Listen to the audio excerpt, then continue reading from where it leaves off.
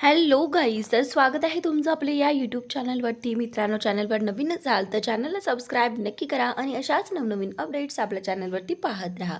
चला तर मग आपण पाहणार आहोत सुना येती घरा या मालिकेचा आजचा रिव्ह्यू.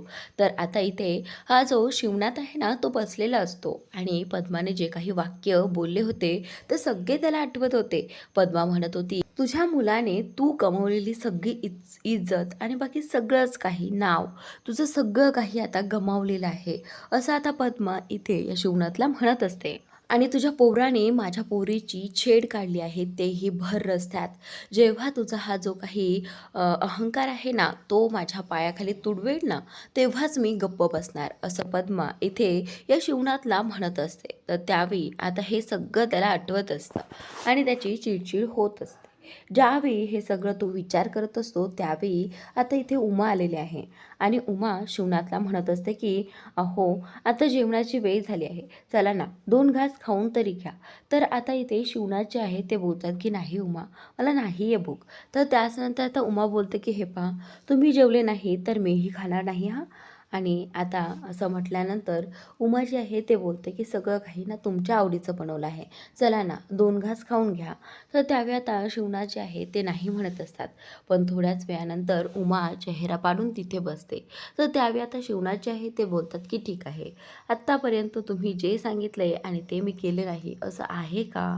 आणि तुला उपाशी नाही पाहू शकत म्हणून मी येतोय, असं म्हणत आता शिवनाथ जे आहे ते जेवणासाठी रेडी झालेले आहेत. आणि आता इकडे उमाची जी आई आहे ना, ती वाट पाहत असते.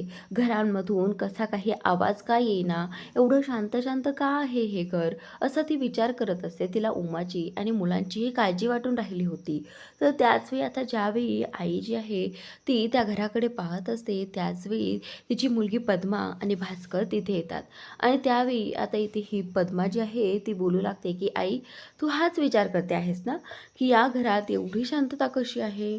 आता लवकरच मी या घराचं काय करते ते बघ.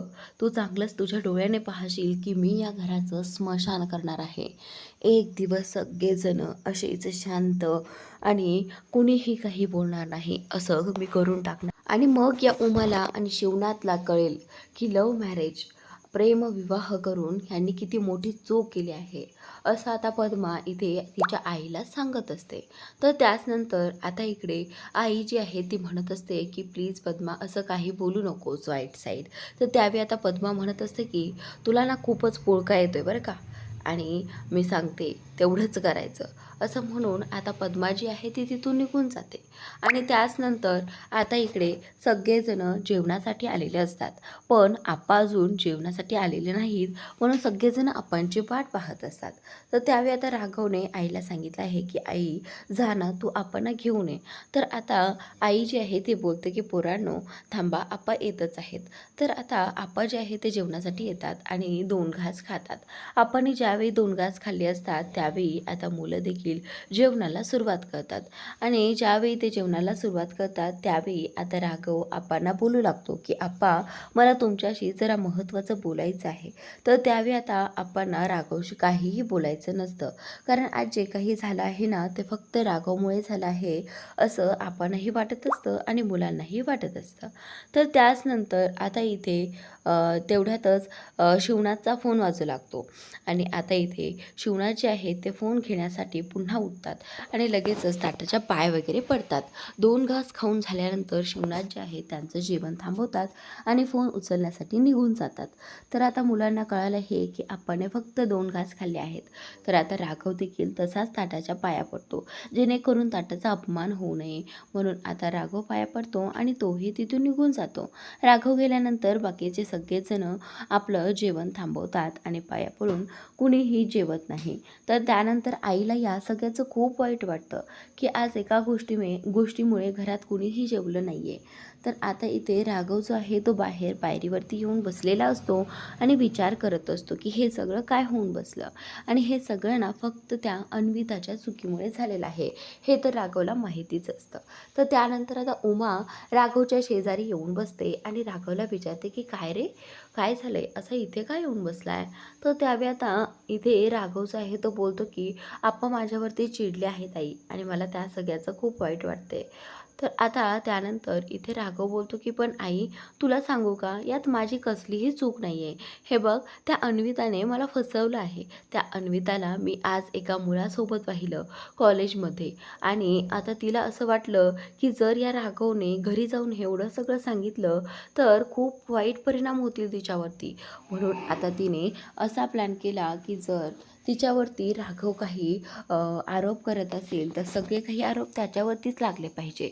म्हणून सगळं काही तिने माझ्यावर उलटवलं. पण आई, मी खरं सांगतोय, माझं आणि त्या अन्विताचं काहीच नाही आहे गं." तर त्यावेळी आता आई जी आहे हे सगळं शॉक होऊन ऐकत असते. आई जी आहे ती म्हणते की "राघव, एवढं सगळं होतं, मग तू तिथेच का बोलला नाही?" तर त्यावेळी आता राघव सांगू लागतो की "आई, मला असं वाटलं की बघ ना, आता तुझी बहीण एवढी रागीट आहे आणि तो भास्कर मामा, तो देखील किती रागीट आहे. जर त्यांना तिच्या मुलीबद्दल त्यांच्या मुलीबद्दल हे सगळं कळालं असतं तर त्यांनी तिला घराबाहेर काढलं असतं किंवा तिला स्वीकारलंही नसतं. म्हणूनच मी हे सगळं केलं." तर आता उमा जी आहे ती राघवकडे एकटक पाहत असते. कारण राघवने स्वतःचा विचार न करता फक्त त्या अन्वितासाठी आपल्या बाबांशी खोटं बोललं. तर आता इथे अन्विता जी आहे ती उमा जी आहे ती राघवला म्हणते की "राघव, हे सगळं करायची काय गरज होती? बघ ना, आज तिच्यामुळे आज बाबांचं नाक जे आहे ते खाली गेलं आहे. बाबांना माफी मागावी लागली आहे. आप्पांना माफी मागावी लागली आहे आणि तरीसुद्धा ते सांगितलं नाही." तर आता इथे राघव जो आहे तो बोलतो की "मी फक्त याच गोष्टीसाठी सांगितलं नाही, कारण तुझी बहीण जी आहे ती खूप रागीट आहे आणि त्या मुलीला कुठे धक्के मारून घराबाहेर काढू नये, पुन्हा असं काही करू नये तिच्याशी वाईट वेगळं. त्यामुळे मी हे सगळं केलं. एक स्त्री म्हणून मी तिचा सन्मान केला. तिला काही इजा होऊ नये म्हणून मी हे सगळं केलं आई." तर आता आई जी आहे ती राघवला म्हणत असते की "राघव, तू एका मुलीचा एवढा विचार करतोयस, पण आज बघ ना तिनेच काय केलंय तुझ्याशी." तर आता त्यावेळी आता इथे राघव बोलतो की "मी हे सगळं ना फक्त तुझ्याचसाठी केलं आई. तुझ्याच भावाची मुलगी आहे ना ती." आणि त्यानंतर आई बोलते की "खरंच आज दुश्मनाचीही तू मदत केलीस राघव. मला खूप प्राऊड फील होतं की तू माझा मुलगा आहेस." तर त्यानंतर आता उमा जी आहे ती राघवचं कौतुक करू लागते आणि राघवही बोलतो की "बस बस, आता किती कौतुक करशील, त्यानेच माझं पोट भरेल." तर त्यानंतर आता इथे त्या दोघांचंही बोलणं होतं आणि आता दुसऱ्या दिवशी सकाळी तर आता शिवनाथ जे आहे ते आता फॅक्टरीमध्ये गेले होते त्यांच्या काम करण्यासाठी आणि आता सकाळी त्यांच्यामागे खूप कामे असतात हे इथे उमाला माहिती असतं. उमा म्हणते की "अहो, तुम्ही आता इथे? तुम्ही तर तिथे असायला हवं होतं." तर त्यावेळी आता शिवनाथ जे आहे ते बोलतात की "उमा, हे पहा, मला ना आत्ता खूप महत्त्वाचं काम आहे. त्यामुळे मला काहीच प्रश्न विचारू नका. मला सांगा, आपली मुलं कुठे आहेत?" तर त्यावेळी उमा जी आहे ती बोलते की "आवरत आहेत सगळेजणं." तर आता इथे शिवनाथ जे आहे ते उमाला बोलतात की "चला, सगळ्यांना आवाज द्या आणि त्या सगळ्यांना लवकर रेडी व्हायला सांगा, कारण आपल्याकडे कुणीतरी येत आहे." तर आता असं बोलल्यानंतर इथे सगळ्यांना प्रश्न पडतो की कोण येत आहे आणि आप्पा आपल्याला हे सगळं का सांगत नाही आहे की कोण येतं आहे. उमा 2-3 वेळा प्रश्न विचारण्याचा प्रयत्न करते, पण आप्पाने अजून देखील तिला सांगितलेलं नसतं की आपल्या घरी देवबाप्पा येणार आहेत, म्हणजेच गुरुजी येणार आहेत मुलांची पत्रिका जुळवण्यासाठी. पण याबद्दल इथे शिवनाथ काहीच बोलत नाहीत. फक्त माधवला सांगतात की "माधव, जा, छानपैकी एखादा कुर्ता वगैरे घालून ये." आणि आता श्रीधरलाही सांगतात की "जा, तूही एखादा शर्ट वगैरे घालून ये चांगला." आणि राघवलाही सांगतात की "जा, चेंज करून ये आणि दुसरा ड्रेस घाल." तर आता सगळी मुलं जी आहे ते आता आवरून सावरून बसलेले असतात आणि त्यावेळी आता सगळेजण गुरुजींची वाट पाहत असतात. मुलांना माहिती नसतं की गुरुजी येणार आहेत म्हणून आणि काय येणार आहेत हे देखील त्यांना माहिती नसतं. आता गुरुजी आलेले आहेत. गुरुजींना नमस्कार वगैरे सगळं काही करून होतं आणि त्यानंतर आता इथे शिवनाथ जे आहेत ते बोलू लागतात की "काय मग, माझ्या मुलासाठी 3 घरंदाज सुना मिळाल्या का?" तर आता गुरुजी आहेत ते बोलतात की "हे पहा, मी आता माझा शोध सुरू ठेवलाच आहे, पण त्याआधी." तर आता गुरुजी इकडे श्रीधरकडे पाहतात. तर आता सगळ्या मुलांची तोंडं एकदा ते पाहून घेतात की मुलं कशी आहेत. तर त्यावेळी आता इथे शिवनाथ जे आहे ते बोलतात की "हे पहा, माझी मुलं अगदी हुशार आहेत आणि देखणीही आहेत, त्यामुळे तुम्हाला काही प्रॉब्लेमच नाही आहे. आणि हा पहा ना, हा माझ्यासोबत फॅक्टरीमध्ये असतो, त्यामुळे तुम्हाला काळजी करण्याची अजिबात गरज नाही. फॅक्टरी वगैरे सगळं काही हेच सांभाळतात." तर आता शिवनाथ जे आहे ते स्वतःच्या मुलाची तारीफ करत असतात गुरुजींसमोर. खरं तर गुरुजी आहेत हे याच गावातील असतात, पण त्यांना एवढं माहिती नसतं. त्यांच्या कामामुळे त्यांना इकडे तिकडे जावं लागायचं, म्हणून हे सगळं त्यांना काहीच माहिती नव्हतं. तर त्यावेळी आता इथे गुरुजींच्या लक्षात येतं की ह्या मुलाला मी कुठेतरी पाहिलं आहे. तर आता श्रीधर एका मुलीशी कॅफेमध्ये बसून गप्पा मारत होता आणि तिथे केक वगैरे सगळं काही कट करण्यासाठी त्याने आणलेलं होतं. हे सगळं गुरुजींना आठवतं आणि त्यावेळी गुरुजी जे आहेत ते डोळ्यांनी श्रीधरला खुणावत असतात. तर त्यावेळी आता श्रीधर जो आहे तो म्हणत असतो की काय झालंय, तुम्ही असं का पाहताय? तर त्यावेळी आता इथे हे जे गुरुजी आहेत ना ते बोलतात की तुम्हाला सुना शोधायची काय गरज आहे? तर त्यावेळी आता इथे गुरुजी बोलतात की ते केकवाले आहे ना. तर त्यानंतर आता शिवनाथ बोलतात की गुरुजी तुम्ही हे सगळं काय बोलताय, आम्हाला काहीच कळत नाही आहे, केकवाली आहे असं वगैरे. तर त्यावेळी आता इथे या श्रीधरच्या लक्षात आलं आहे की कदाचित गुरुजींनी आम्हा दोघांना एकत्र पाहिलं आहे आणि म्हणूनच गुरुजींना कळालं आहे की केक वगैरे ते काय होतं सगळं काही. तर त्याचनंतर आता गुरुजी बोलतात की हे पहा, मी सुचवतो तुम्हाला, सगळ्यांना सुचवतो. तर त्यानंतर आता इथे गुरुजीमध्येच बोलतात की अरे आपल्याला एक स्थळ धाकट्या मुलासाठी शोधण्याची काय गरज आहे तेव्हा? धाकट्या मुलासाठी आपली छायाताईची मुलगी आहेच की, म्हणजे छायाताई आणि भास्कर यांची मुलगी अन्विता. तर आता इथे असं बोलल्यानंतर शिवनाथ जो आहे तो प्रचंड चिडतो आणि गुरुजींना म्हणतो की गुरुजी तुम्ही गावात राहतात की चंद्रावर राहतात? मला सांगा, तिथली आम्हाला हवाही चालत नाही, मग त्यांची मुलगी आम्हाला सून म्हणून अजिबात नको आहे, हे तुम्हाला माहिती नाही आहे का? तर त्यावेळी आता गुरुजी बोलतात की अरे हां हां, ते तर मी कसं विसरलो, हे पहा मी इथेच राहतोय, मी कुठेही दुसरीकडे राहत नाही. तर आता इथे शिवनाथ जे आहे ते बोलतात की मग तुम्हाला गावात काय होतंय, काय चालतं आहे ह्याबद्दल तर कल्पना असेलच ना?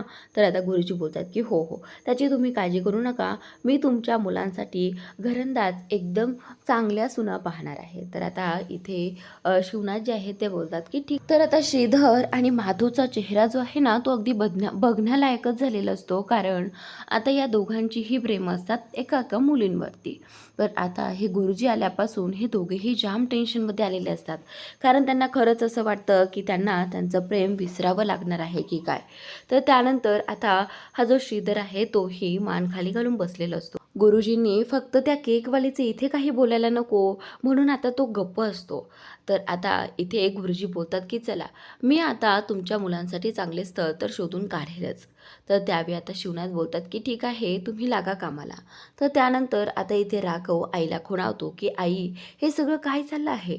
तर आता इथे शिवनाथ ते गुरुजींना तिन्ही मुलांसाठी स्थळ शोधायला सांगितलेले असतात. तर आता राघवचं म्हणणं असतं की आई एवढ्या लवकर, तू एक सांग ना आप्पांना समजावून. तर आता इथे उमा जी आहे ती आता आप्पांशीच म्हणजे शिवनाथशी बोलण्याचा प्रयत्न करते की अहो, आपलं ठरलं होतं ना की सगळ्यात आधी आपण माधवसाठी मुलगी पाहणार आहोत. तर आता इथे हे जे शिवनाथ आहे ना ते बोलतात की हो हो, ठीक आहे तसं चालेल, असं फक्त एवढंच बोलतात, उमाला जास्त काही बोलत नाही. तर आता इथे राघव जरा रिलॅक्स होतो, पण माधव जो आहे तो जास्तच टेन्शनमध्ये येतो आणि इकडे श्रीधरलाही असं बोलल्यानंतर जरा बरं वाटतं. जर आधी माधव दादाचं होत असेल तोपर्यंत आपल्याला काहीतरी करता येईल असं त्याचं होतं, पण आता इकडे माधव, त्याचा चेहरा तर उतरलाच आहे, कारण आता त्याचं लग्न काही केल्या आप्पा कोणत्या तरी दुसऱ्या मुलीशी लावून देतील असा प्रश्न आता त्याच्या डोक्यामध्ये चाललेला असतो. तर त्यानंतर आता ही अन्विता अन्विता तिच्या त्या बॉयफ्रेंडसोबत फोनवरती बोलत असते आणि त्याला म्हणत असते की हो ठीक आहे, तू तिथे ये आणि मीही येते, असं म्हणत आता ती एका ठिकाणी त्याला भेटण्यासाठी जाणार आहे. आणि त्याचनंतर आता ही पद्मा तिथे येते आणि पद्मा तिचं फोनवरचं बोलणं ऐकते. असं वाटतं तिला, असं वाटतं की नक्कीच ही अन्विता कोणाशी तरी फोनवरती बोलत आहे. पण आता पद्माने विचारल्यानंतर अन्विता तिच्याशी खोटं बोलली आहे की मी लेक्चरला चालले आहे आणि आज एक्स्ट्राचे लेक्चर आहे, त्यामुळे मला लवकरच जावं लागेल. तर आता तेवढ्या तिथे भास्कर येतो. अन्विता जी आहे ती पद्माला बाय करून तिथून निघून जाते. आता इथे पद्मा हाच विचार करत असते की ही अन्विता कुठे एखाद्या मुलाच्या प्रेमात तर पडली नाही आहे ना. तर त्यावेळी आता तिथे भास्कर येतो. भास्कर आल्यानंतर पद्मा बोलते की हे बघ भास्कर, मला असं वाटतं की आता आपल्या मुलीवर नजर ठेवली पाहिजे. तर आता इथे भास्कर जो आहे तो बोलतो की मला माझ्या मुलीवर पूर्ण विश्वास आहे ताई. ताई ती असं काहीही करणार नाही. तर त्यावेळी आता ताई जी आहे ती बोलते की हे बघ भास्कर, दृष्टी आणि सृष्टी असते. त्यामुळे तुला तिच्यावरती नजर ठेवावीच लागेल. जर पडली ती एखाद्या मुलाच्या प्रेमात तर सगळं काही आपलं इज्जत वगैरे सगळं काही धुळीला मिळेल आणि जाईल कोणाचा तरी हात धरून पळून, असं आता पद्मा म्हणत असते. तर पद्माच्या सांगण्यावरून भास्कर जो आहे तो बोलतो की ठीक आहे ताई, तू जसं म्हणेल तसं मी आता तिच्यावर एक नजर ठेवण्यासाठी माणूस ठेवतो, असं आता हा भास्कर ताईला म्हणत असतो. तर त्यानंतर तर गुरुजी बाहेर आलेले असतात आणि गुरुजी बोलतात की चला मी येतो, असं म्हणून गुरुजींनी आता इथे शिवनाथचा निरोप घेतलेला आहे आणि ते जातात. तर त्यानंतर आता शिवनाथ बोलतात की पोरांनो चला, आता आपल्याला उशीर नको करायला, सगळ्यांनी फॅक्टरीमध्ये जायचं आहे. तर त्यानंतर आता इथे श्रीधर आणि माधव दोघेही जण एका बाईकवरती आता फॅक्टरीमध्ये जाण्यासाठी निघालेले असतात. तर त्याचवेळी शिवनाथने त्यांना थांबून हळू जायला सांगितलं आहे आणि सावकाश देखील जायला सांगितलेलं आहे. तर ते गेल्यानंतर आता इथे राघव राहतो. राघव चिडचिड करत असतो आणि उमा बोलते की काय झालं राघव, तू असा का चिडचिड करतोय. तर त्यावेळी आता तो बोलतो की बघ ना, आता हे सगळं काय होऊन बसलं. तर त्यानंतर उमा बोलते की हे बघ, तू काळजी करू नको, सगळं काही व्यवस्थित होईल आणि तुला आपले आप्पा माहिती आहेत ना, ते सगळं काही व्यवस्थित करतील. तर आता इथे अन्विता कॉलेजसाठी निघालेली असते आणि ती तिच्या आत्तूला कॉलेजला जाताना बाय करत होती. तर त्यावेळी राघव आणि उमा दोघेही जण तिच्याकडे पाहत होते. तर त्यावेळी उमा बोलते की या अन्विताशी ना मला एकदा बोलावंच लागेल. तर त्यावेळी राघव बोलतो की हो आई, तू नक्की बोल तिच्याशी आणि तिला एकदम खडसावून विचार की तिने हे सगळं का केलं.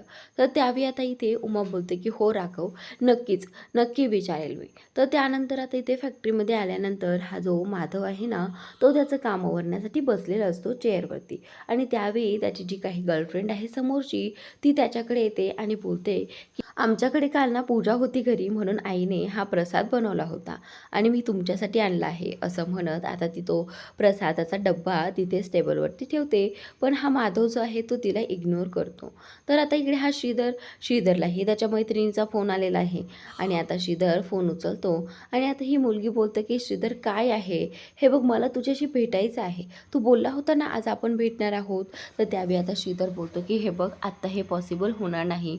तर त्यावेळी आता ज्यावेळी आता श्रीधर फोनवरती बोलत असतो त्यावेळी आप्पाही तिथे आलेले असतात आणि आप्पाला कळते की श्रीधर कोणाशी तरी फोनवरती बोलत आहे आणि पॉसिबल होणार नाही अशा सगळ्या गोष्टी करत आहे. नक्की हा कशाबद्दल बोलत असेल, कामाबद्दलच बोलत असेल ना, असं आता शिवनाथचं झालेलं असतं. त्यांना वाटतं की श्रीधर फक्त कामाबद्दल बोलत आहे. त्यांना वाटतं की हा दुसरा कोणाचा फोन नसेलच, पण हा फोन त्याच्या मैत्रिणीचा असतो. तर हे सगळं इथे शिवनाथला कळेल का श्रीधरकडून. तर त्याचनंतर आता इकडे ही जी पद्मा आहे, ती पद्मा भास्करला म्हणत असते, या घराला मी असं फक्त तुटताना पाहणार आहे आणि ज्यावेळी या घराचा चूरचूर सत्यानाश होईल ना, त्यावेळी मला खूप आनंद होईल भास्कर. या दिवसाची मी अतोनात वाट पाहते आहे. आणि आता हे सगळं ती दात खाऊन वगैरे बोलत असते. तिला काहीही झालं तरी हे घर जे आहे ना, ते तुटायला हवं आहे. तिचं फक्त या गोष्टीवर लक्ष असतं की कधी एकदा दुसऱ्या घरातल्या सुना येतील आणि त्यांचं राज्य या घरात चालेल आणि त्याचं सगळ्यांमध्ये भांडणं होईल.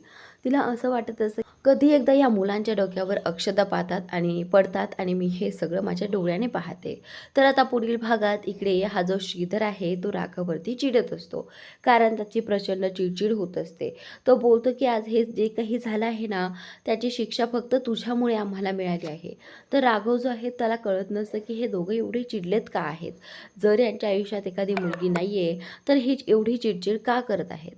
तर त्यावेळी आता इथे राघव त्या दोघांना प्रश्न विचारणार आहे की तुम्ही असं का वागत आहेत. हे पहा, तुमच्या मनात जर एखादी मुलगीच नाही आहे तर आपण सांगितलेलं पाळायला तुम्हाला काय हरकत आहे. असे आता प्रश्न इथे राघव त्या दोघांना विचारणार आहे. तर त्यावेळी आता इथे श्रीधर आणि माधवचं प्रेम प्रकरण आहे हे आता राघवला लवकरच कळणार आहे. तर नक्की पहा आणि चॅनलला सबस्क्राईब नक्की करा. Thanks for watching.